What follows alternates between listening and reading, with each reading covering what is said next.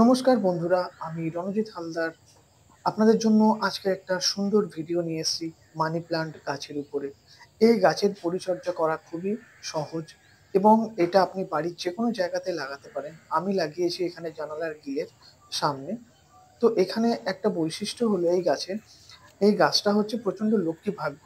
আপনি বাড়ির যেকোনো জায়গাতে রাখতে পারেন, আপনার বাড়িতে শুভ কিছু হবে। তো অনেকে বলে যে এটা টাকা পয়সার জন্য খুবই শুভ হয়। তো এই গাছটি আমি আজকে ৪ মাস হলো বসিয়েছি।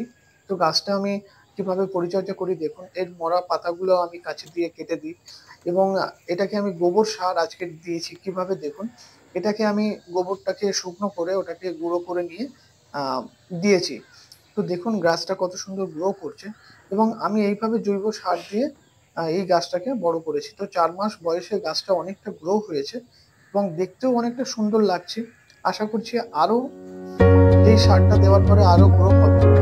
তো আমি যেহেতু টবে রেখেছি কারণ এটা বেশি আমি চাই না। গাছটা আস্তে, আস্তে বড় হোক আমি সেটাই চাই এবং কত সুন্দর দেখতে লাগছে পাতাগুলো আপনারা দেখেই বুঝতে